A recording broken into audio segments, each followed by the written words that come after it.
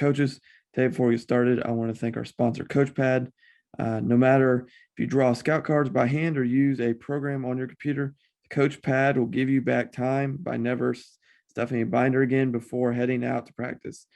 First 13.3-inch electronic device allowing coaches to clearly display scout cards outdoors in the sun has been a game changer for programs this past fall and those currently planning all across the country. This new technology allows coaches to coach and not the monotonous task of stuffing and dealing with binders on the practice field. Check out the CoachPad and CoachPad Mini on thecoachpad.com. Please make sure you check out our sponsors, our affiliates, and here is another episode of the Gap Down Backer podcast.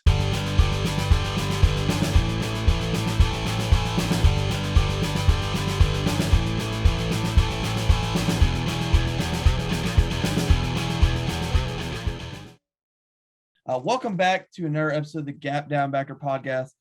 Today we have Coach Adams Dean, the offensive coordinator at Greenwood High School. Coach, how are you doing? I'm doing great, man. It's glad to be on. Coach Bennett from down the road in Clinton has told me about your podcast. I've listened to a bunch of your episodes and really love what you're doing for our sport and in showcasing a bunch of different guys, a bunch of different kind of offenses, defenses, and all kind of, good stuff that all kind of coaches need. Oh, no problem, Coach.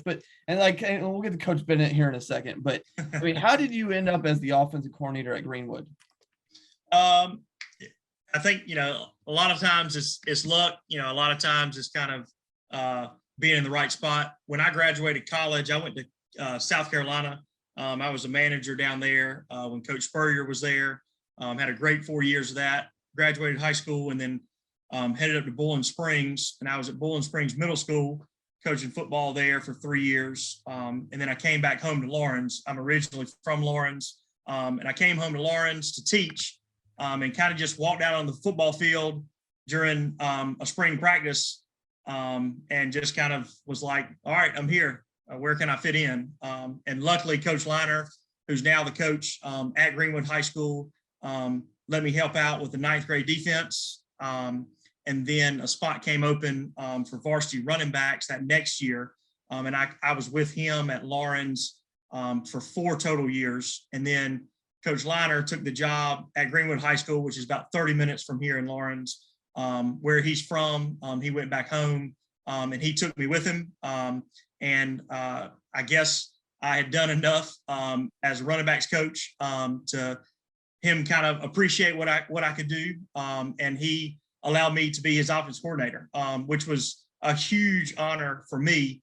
Coach Liner, like I said, is a Greenwood guy, and Greenwood is near and dear to his heart. And he's an offensive guy. For him to go home and kind of hand the keys to me, to the offense for his team, meant a whole lot. And so we're going into my 3rd year there. And our first 2 years, we did pretty good.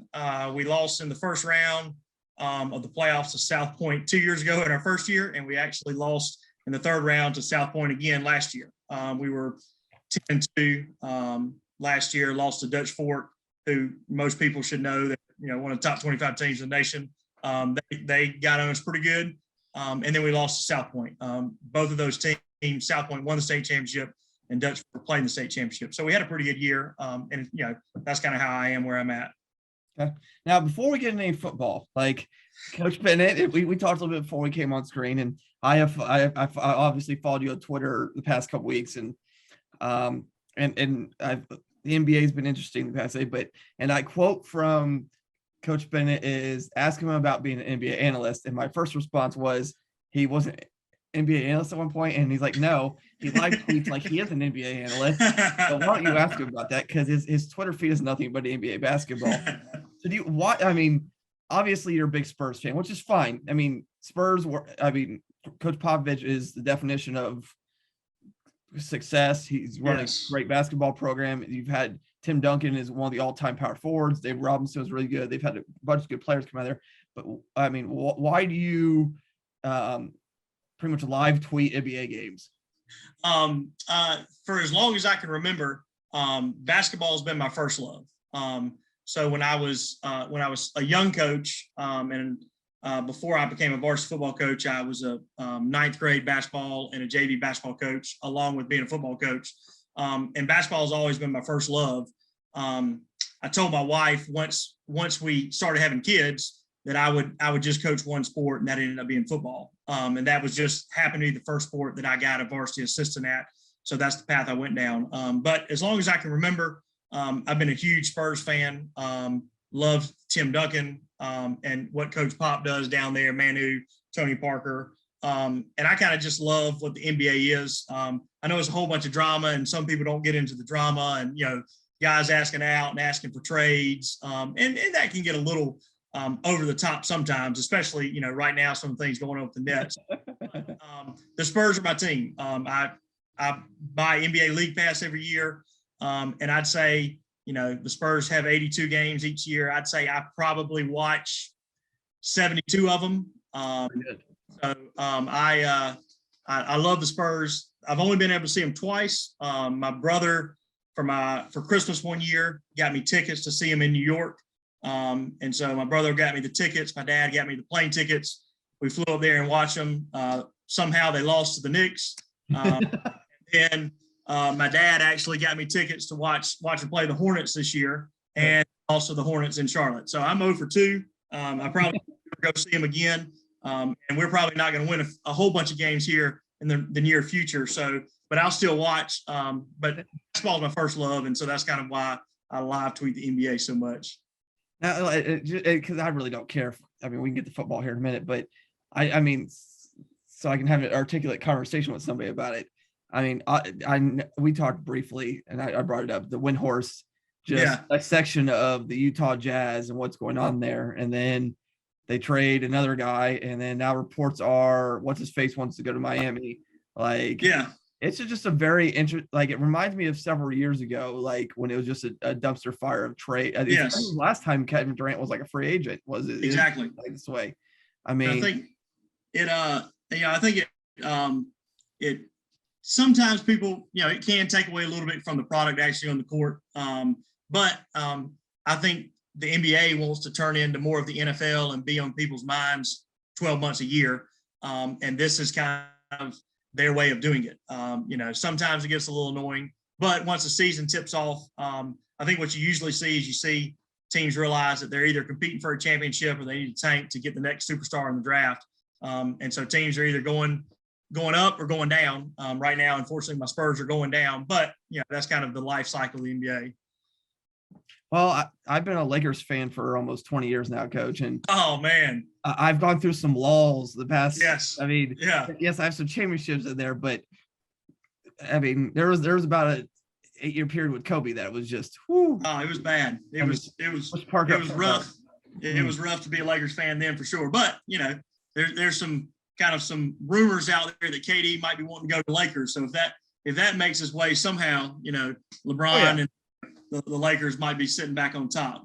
But you still got to get by a healthy Warrior squad. That's true. And there's a lot of good teams, and that's I like high level basketball, and that's what you get in the NBA. Once it gets to the playoffs, the regular season can be a little bit drag, but once you get to the playoffs, it's high level basketball. Now, kind of moving on from this, Coach Bennett, and I've already told you the quote is you're the man to talk to about the Flexbone. Why? First, I'd start with this question with anybody I talk to that runs Flexbone or option or anything that's not the norm. Quote. I hate that, but why do you guys run the Flexbone? Why is that your offensive choice? Obviously you guys have a tremendous amount of success, especially the past 3 years with it. Why is that where you guys have went to? The actual reason of why we started when we were at Lawrence, I think the second year I was an assistant varsity coach. We were kind of a spread air raid team.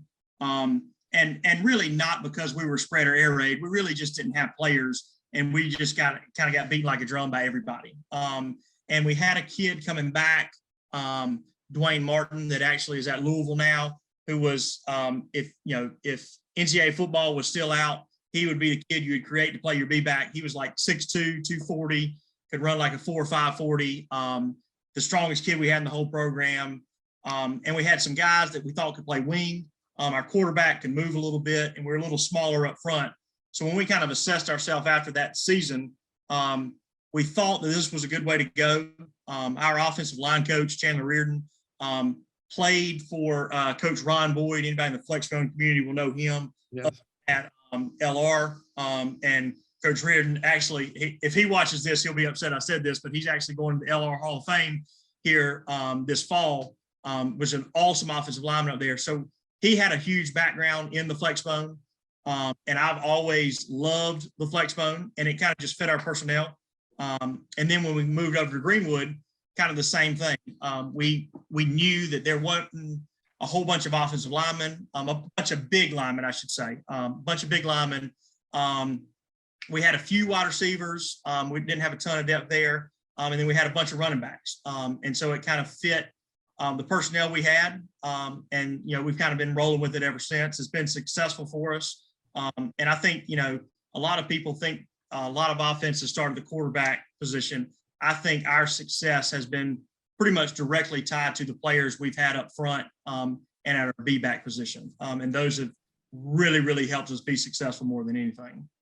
Now, when you guys started to make that transition, where did you start? Like if a team, I mean, there's 18 billion scenarios here. If a team needs to move, like kind of like you pointed out, for skill development, just people looking for research for answers why, a defensive coach who wants to install, whatever it is.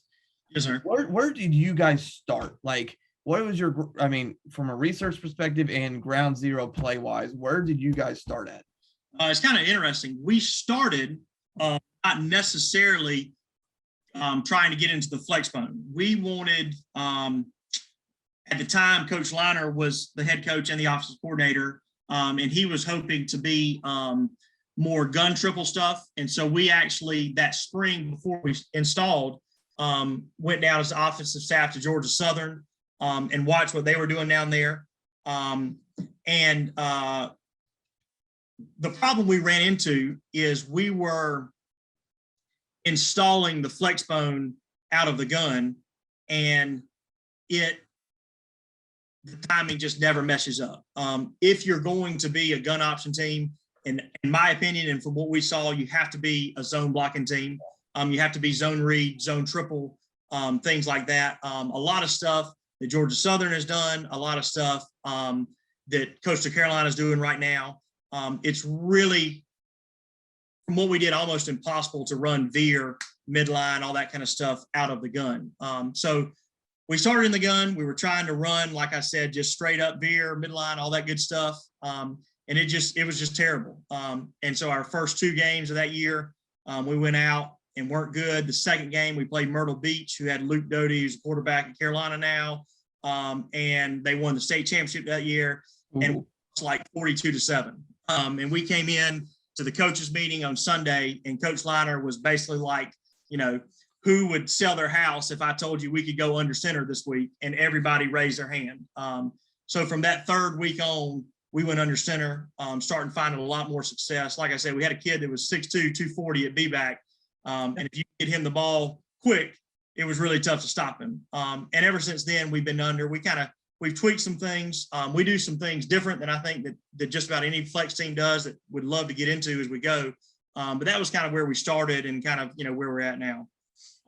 Okay. That's kind of where when I've done research, and I loved watching when it was New Mexico or New Mexico State, and when DeBC was there, and then at Georgia Southern. Yeah. But kind of your point out, they're straight, and I've talked to some of their members of that staff. They're straight inside zone. Yes. It's all that triple stuff. Coastal, I think, is still heavy inside, outside zone, but they also do sprinkle in some gap.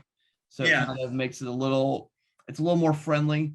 But to your point, it's unless you do like that, there was a thing like in the early 2000s, I think it was like the Shogun offense. It was like the short pistol, like quarterback half. But at that point, you might as well just be under center. Like it just. And that was kind of what we said. We had talked about, can we get, into a shorter pistol? Is there any reason to do that? And the conclusion we came to was, if we want to run Veer, if we want to run midline, if we want to run some of this stuff, it's just going to be best just to be under center. It's going to hit faster. The reads are going to be quicker and cleaner, and it's going to give us a better chance. And so that's what we did. I'm not a gun triple guy, but there are a bunch of people that are super successful with it. So I'm definitely not knocking anybody that runs it out of the gun. I just think for us, we've just found that it hits so much faster when we're underneath than we were in the gun. Now, I mean, so obviously that season was kind of more of a refinement year for you as you kind of went. I mean, I'll take it this way first. Is what did you guys learn the most that first year doing it? What were the biggest tweaks you had to make? I mean, because obviously you're starting trying to do it in the gun. It's not really working. We move under center. You still got to get a lot of timing right and a lot of things fixed.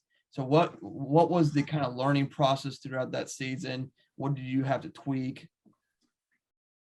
We from that first season to that second season, that first season, kind of was in my eyes a little bit of a wash. When you go all spring, all summer, all fall camp, the first 2 games of the year being in the gun, switching to under center is just going to take some time. And so that first year we were kind of just getting our feet. The second year we actually did really well. We won the region.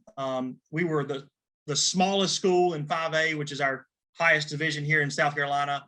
Won the region, won a first round playoff game, and then played Burns and lost in the second round. But we were kind of, feeling some things out. I think our biggest change that we made came in our second year here at Greenwood. A lot of the things that gave us trouble were backers flying over top to our motion. So when our A-backs would go in motion, we would get backers start moving, and it would be tough for our tackles to veer underneath and get them. It'd be tough for our guards when we were in midline to get them because they were already over the top. So what we actually did is we do not motion now on anything. We run inside veer, outside veer, midline double, midline triple, belly. Everything we run has no motion to it, and that took a lot of work to get the timing down with the pitch. But they can't spin down their safeties. They can't get their backers over top, and going to that no motion really simplified a lot of things for us up front, and also on the perimeter at A-back. We weren't having safeties just screaming downfield at us and us trying to block that guy. He had to be set because we weren't motioning, so there was nothing to scream downhill to, and it really helped us on the perimeter blocking as well. Now, as you made that revelation about no motion, is there any certain drills that you had to do? How did you make that adjustment as you went to get that timing right? Because I think timing's everything about every offense. Yes. But certain parts are more important than others, like wing tee and flexbone and power tee. A lot of that timing is that snap mesh timing, whereas the gun, it's more the snap, quarterback, receiver route timing. Exactly. So how did you said it took you a little while to figure out what was the process. Is there any drills you'd recommend for people who want to go no motion? How did you incorporate that part? Yeah. One of the things when we kind of look back, we saw where we struggled, and it was like I was saying, those backers flying over top. And so we said, well, if we don't motion, they can't really fly over top. So what we do, we moved our B back up just a little bit. So instead of having his feet at 5, his feet are normally for most plays at about 4.5. And then our A-backs, when he goes at the sound of the ball, when he goes in motion, his path is through that B-back's hand. So, when we were motioning before the snap, his aiming point was the B-back's feet, because obviously the B-back would, still almost be there, and we didn't want a train wreck. So now, ball snapped, our A-back is immediately sprinting through where the B-back's hand was. So that at times you can get a really tight pitch if you get if two's up and you get a quick pull pitch. So you really have to work that a whole bunch. Is saying two's up, he's coming off the edge quick, and A's got to be ready. And that was kind of the biggest thing we had to work through, was that if two's up, be ready. But if two's back, it's really, the A-back has plenty of time to get out in front, and the pitch is never too quick in that instance. So that was really the biggest thing we had to figure out, is the positioning of our B-back, and where our aiming point for our A-back was. Okay. Now, when you guys look at it, your install process year to year, do you go through the same install order every year, or does it change slightly? Because I know we got really good wings this year, so we might want to focus a little more on this. We're going to go in this order because this is probably going to be our priority. Or we have a really good fullback this year. We're going to focus on this part, and these are our offensive lines. So how do you approach install year to year? Yeah, kind of like that for the most part. We're going to install kind of our big 5 plays to start with, and then go off that. So we're going to start with dive and inside veer, and kind of install that for about 2 days against, the 5 fronts that we see. And I think the guy from Eastern New Mexico, who's now at a high school in Texas, and I completely Kelly Lee. Yeah, Kelly Lee. He had a great point. I was listening to one of his podcasts one time, and he talked about you can get a whole lot more bang for your buck if your install stuff, if you block it the exact same way. So when we have dive and inside veer, the only thing that's changing really is what that play side tackle is doing and what the play side A is doing. Everybody else gets to do the same thing. So we feel like when we install one, we really install both of them. The same thing when we get to our outside veer, our belly, and our zone kick, we run those the exact same way. The only thing changes, zone kick, the B-back's kicking number 2, belly, the guard's pulling and kicking number 2, and on outside veer, we're reading number 2. So we try to, as much as we can, marry things together, and give our offensive line even though we might have 8 or 9 run plays, we feel like there's really 4 or 5 schemes that they're having to learn. So we go dive, inside veer, then we go midline double, midline triple, and then we'll put in we had been running rocket, but since we don't motion anymore, we feel like jet's a better play for us. So we'll put in jet this year. And then, like I said, outside veer, zone kick, and belly will kind of be our last progression that we get to. Now, you said jet there. Are you still going to try to do jet out of no motion? It kind of what we've talked about and what we've kind of married it up when we put it in the spring. He's kind of going to start in motion when the cadence starts. And I talked to our defensive coordinator all the time about different things, but when I talked to him about jet, I said, when we run jet, we get that little bit of motion, and he says, our cadence is ready, set, go. And he says that there's not time to react to it. So we kind of cheat that A back in just a little bit on jet, not too much. We're not trying to give it away or anything, but we cheat him in a little bit, and we kind of tell him to jump the R of ready. So he's really kind of on edge. And you'll see if it takes our quarterback a long time to get to his cadence, our A backs will start almost like tipping over and like waiting for it. But we think since we're not motioning, we just felt like it gave us a better look than Rocket did last year. Okay, no, I get that, Coach. That makes perfect sense. When you like your offensive line, what are your typical splits look like, and do you adjust them at all based on what you're getting? Oh, that's a great question. Our typical splits, we're going to start at 2 feet with the guard, 3 feet with the tackle. And then we will, as we get into it, we'll kind of smart split. So if we're running midline double, and we're running it to the right, and our right guard knows that, he'll move out, instead of being 2 feet, he'll try to get that, get to 3 feet. If the 3 technique keeps coming with him, he'll keep going a little bit more. Our B-back is a phenomenal football player. And he rushed for almost 1,800 yards last year in 12 games. broke the school record, single game record, had like 350 yards rushing in a game. So anytime we can get him the ball and we can kind of cheat it with that guard, we will. Same thing on inside Veer. We'll keep the guard at 2 feet, and the tackle can move out as long as that end is coming with him. He can kind of almost move out as far as he kind of wants to. That will still allow him to veer underneath and get to that play side backer. Okay, no, that. I mean, everybody's level is a little different in what they're able to get their O-lineman to do. But I mean, especially in option football, if you can manipulate spacing. Yes, I mean, one of the things we kind of ran into last year, our B-backs track on veer and dive is based off the guard's alignment. So if there were times when we were running inside veer and dive that the tackle was moving out and the guard was moving out, well, our mesh was now getting messed up. So now we've told our guard on inside veer and dive, he's got to stay at 2 to keep our mesh the exact same. But then on midline, obviously, you know, the B-back's just coming straight downhill, so the guard can move out and get that defensive tackle to move with him. now, when did you guys actually start? I mean, obviously you did it last year and you're messing with it this year. When did you guys actually start messing with the smart split stuff for the option? Oh, that's all Coach Reardon.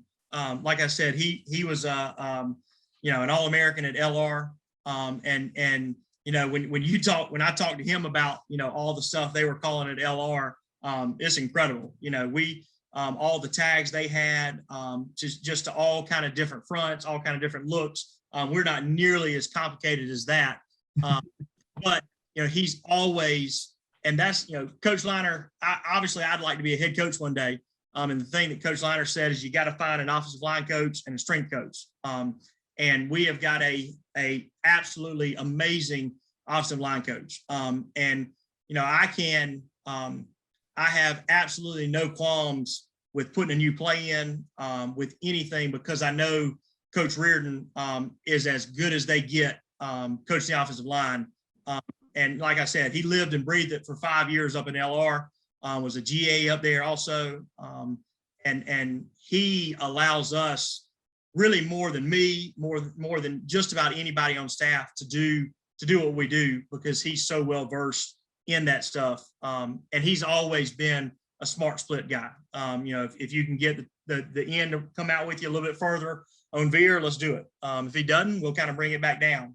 But he's been fantastic with that up front for us. That's good, Coach. I mean, that's. I mean, the other thing I want to ask you is kind of. I mean, obviously you're not a passing offense. I think that's. Yeah. That is not. I mean, I don't think any Flexbone team or triple team or option team is going to be known for passing, but you do on occasion have to do it. From a play action, and I don't need the concept specifically, but yeah. How many play action concepts do you try to go into a game with?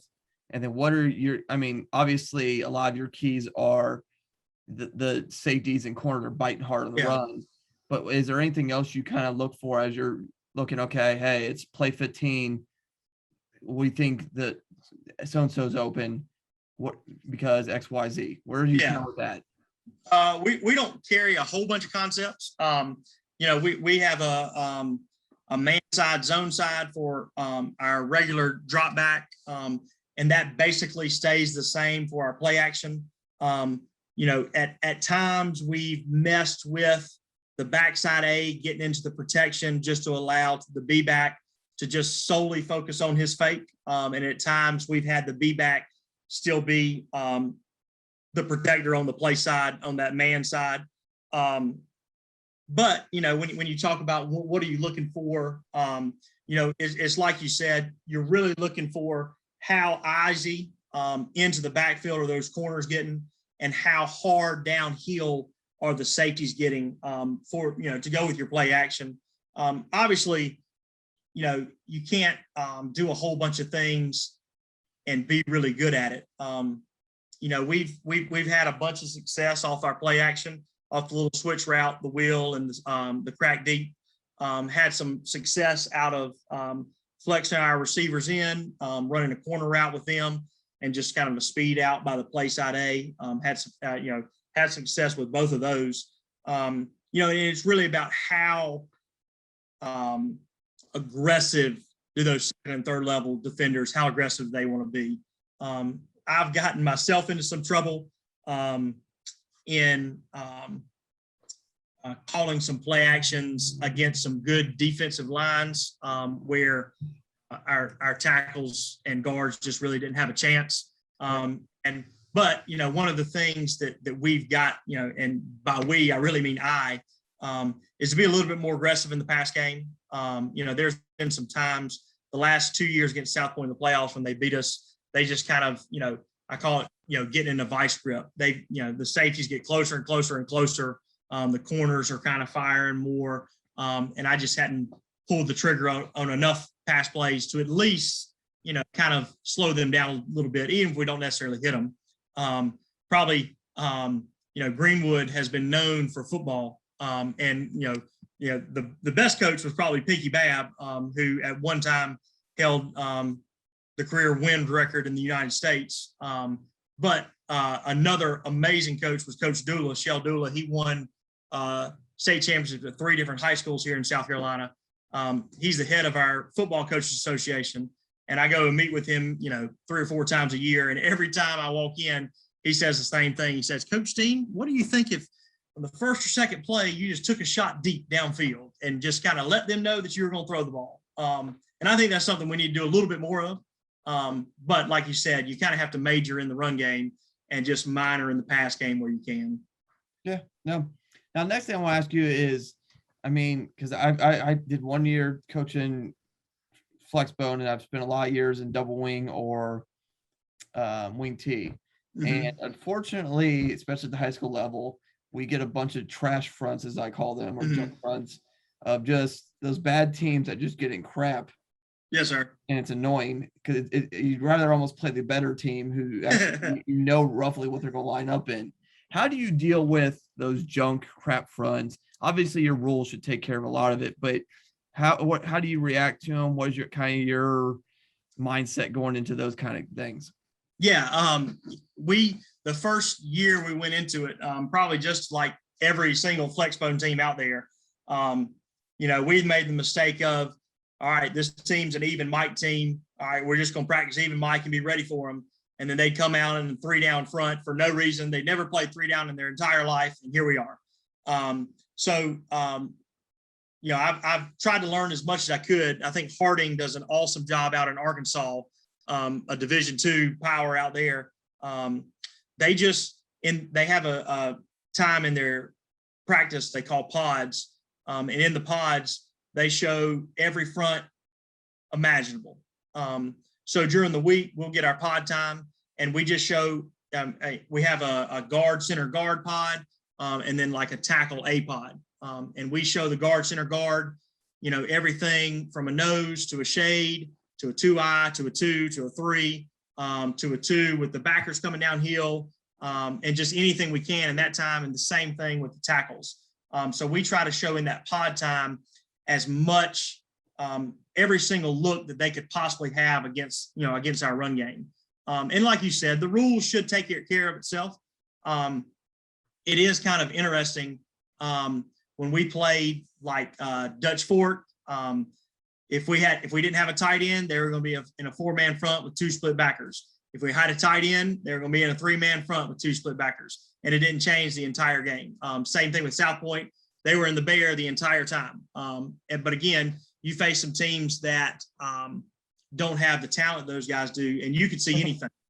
One play, you can see a bear. The next play, you can see 4 down with 2 2s, 2 4s. Guys really don't know what to expect. But the more opportunities we can show our guys every front in practice, the more reps they get, the more confident they get in seeing it. No, 100%, Coach. Like I get that too, totally.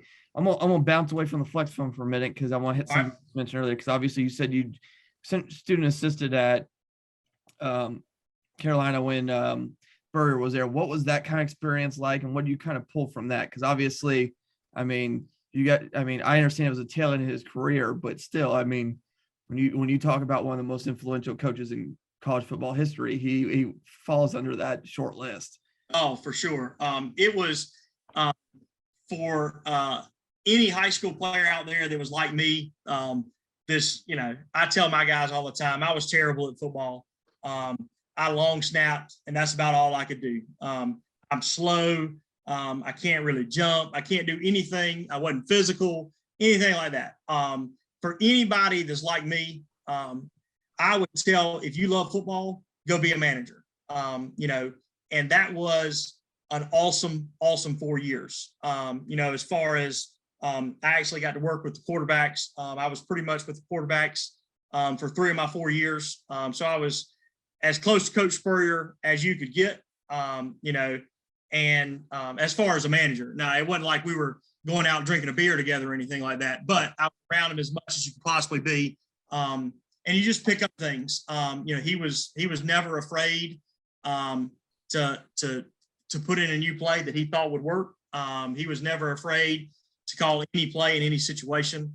And just his mind, even like you said, kind of at the end, he would see things on game day. He'd be like, all right, this is the play we're running next. And every single offensive coach would be like, that ain't no way it's going to work, coach. And it would inevitably work. We put in a play one year against Vanderbilt, who obviously, isn't great. We played awful that game, but we had put in a play deep 7 semi, and Alshon Jeffrey, instead of running a little short 7 semi, he said he was going to run it about and get it about 20 yards instead of about the 8 to 9 that he usually did. At the end of the game, we were down by like 3, I think. And he called deep 7 semi the entire week. All the players, all the coaches told him it was a stupid play. And we hit it with about 2 minutes to go and beat Vanderbilt in basically the last offensive round of the game.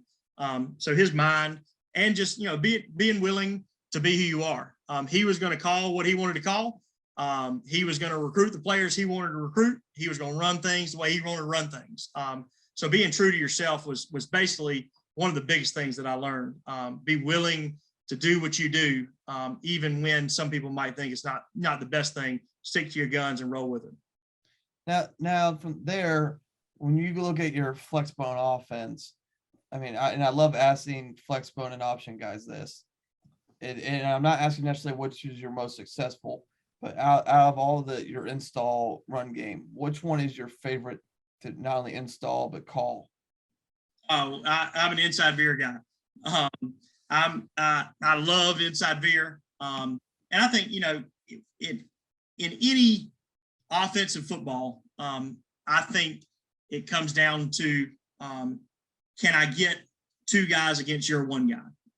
And when we call inside Veer, I've got 2 chances to run 2-on-1, and I think if we can coach the quarterback up to make the right reads, it's just a really, really hard football play to stop if you have a good B-back. And like I said, we've had great B-backs. And, your quarterback reads it. I think it's a great football play. One play that we've kind of struggled with, I know this is not exactly the question, is midline triple. And I'm hoping to get better at it just because every year, inevitably, towards the end of the year, we say, how can we get the football to the A-backs? And I think midline triple is a way we can do that. But if the game's on the line, and it's 3rd and 3, 3rd and 4, we're probably calling inside Veer and counting on our quarterback to make the right decision and roll from there. All right. So when you were installing inside Veer to your kids, from a practice standpoint, what does that look like? What is that process for the offensive line, the running backs, the quarterback? What is that for that practice that those 2, because you mentioned earlier about 2 practices, you focus in on that. What do those 2 practices look like so you're able to set the foundation to be successful long-term in that? Yeah, I think, from a backfield standpoint, almost all of it from a backfield standpoint is the mesh from the quarterback and the B-back. We've at times, like I've said, we've our aim and points the guard. At times we've had it be the outside leg of the guard. We've kind of moved to the inside leg of the guard now. And it's kind of funny. Last year, since it was the outside leg of the guard, our steps with the quarterback were a little bit different. So now this year, from the quarterbacks coming back, at times we have a tendency to push our B-back off that track.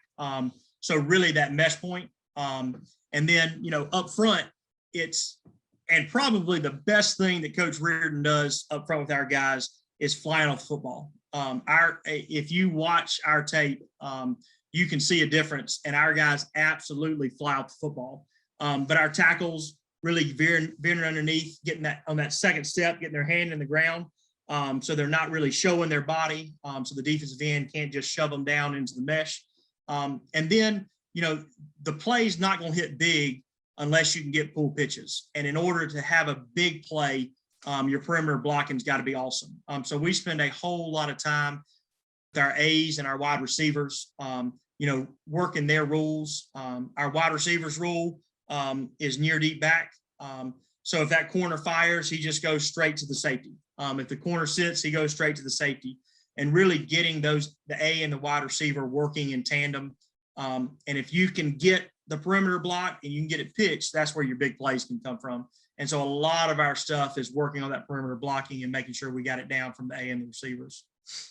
Now you mentioned midline triple there, and I absolutely love midline triple. That year we ran it, like that was my God. Just getting a fullback straight downhill. Oh man, it's a beautiful thing. Why? I mean, what issue? I mean, what has caused some of your issues there getting that to function? Because I hear that kind of from Flexbone triple coaches. Some coaches are either really good in it or they're it's not working as well as they want it to. There's really no in between from what I've talked to coaches. Why do you think that is? I think our first year at Greenwood, we didn't run midline triple at Lawrence. Our first year at Greenwood, we ran it, and that was when COVID hit, or I guess that was the first fall of COVID. So that spring, we didn't have spring as a new staff. We didn't really have summer because we could only work with groups of 10 at a time, and those groups of 10 couldn't change. And so we didn't really have a whole lot of time. So we had a kid at quarterback that's at Georgia State now playing wide receiver. Awesome athlete, a great kid, did everything we asked him to. But we really didn't put him in a chance to be successful. He didn't have enough time to read midline double, midline triple, inside veer, and that stuff like that. And so I think looking back, it would have been better to stay away from it the first year. We didn't run it at all last year. And, that was probably a mistake because the kid we had running last year could read anything right off the bat. So we brought it back this year. I think Coach Liner doesn't like it. They've run it a whole bunch in his career at different places because it is a really bang, bang play. You're going to get you're pitching off a defensive end most of the time. And it can be tough on the quarterback. But when we went out to Harding this spring and kind of clinic with those guys out there, they really gave some pointers about how the quarterback, how he comes off the mesh to pitch, when it's a 3-5. And I think we've got some things down. The way I've taught my quarterback now, I didn't teach it the first year like this, but now we teach it's almost a double option. If I get a pull, I'm almost always going to pitch. Now I say that, and every team we play will watch our podcast right here, and they'll have number sprint to the A back, and we'll pitch it and get blown up. But for the most part, the reason I think it marries so well is when we run inside veer, that defensive end has got to be tackling the fullback. Well, when we run midline triple, instead of a fullback player, he should now be a quarterback player. So we're really kind of screwing with number one and who's number two. And that's why I think it can be a good play.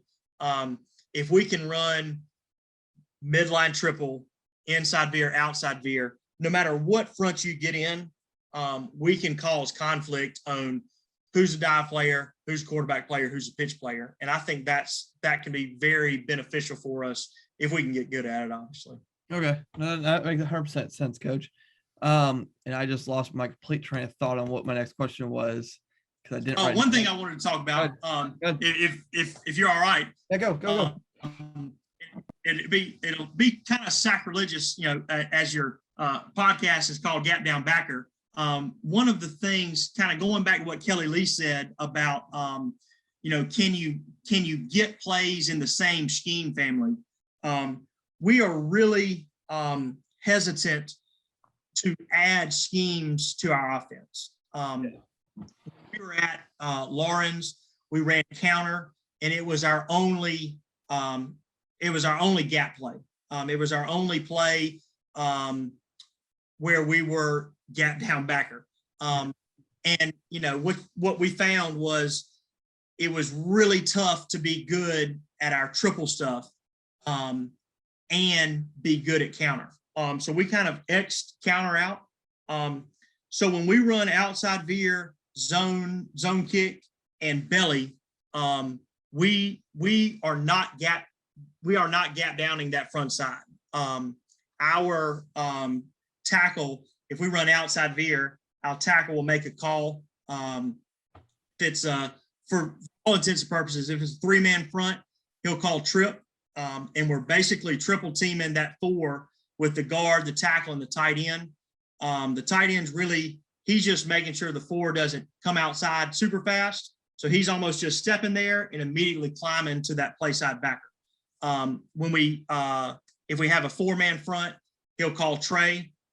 Basically the guard will base the 2 or the 3, and then the tackle and the tight end will do the same thing. The tackle's almost got all of that 5, and the tight end's just making sure that he doesn't fly over top and he's climbing to that play side backer. The same thing would happen with our flex receiver if we ran it to a 3-man service with a flex receiver. And again, kind of going back to what I said, we just feel we almost feel like we're getting 3 plays for 1. The same thing will happen on belly. The tackle and the tight end or the flex receiver are responsible for the defensive ends of the play side backer. And on zone kick, it'll be the exact same thing. He'll make a trip or a tray call, depending on 3 or 4-man front, and the B back will kick number 2. Tight end will work up to the stack backer. And that would be, if I could tell any coach anything, the more plays you can run out of the same scheme, the better. We've been really cognizant of protecting that and trying to stay away from gap schemes, just because it takes so much time. If you're going to be a good gap scheme team, you got to spend time there, and we just don't feel like we have the time. So we've kind of made sure that our schemes marry up with that, and it's worked out so far.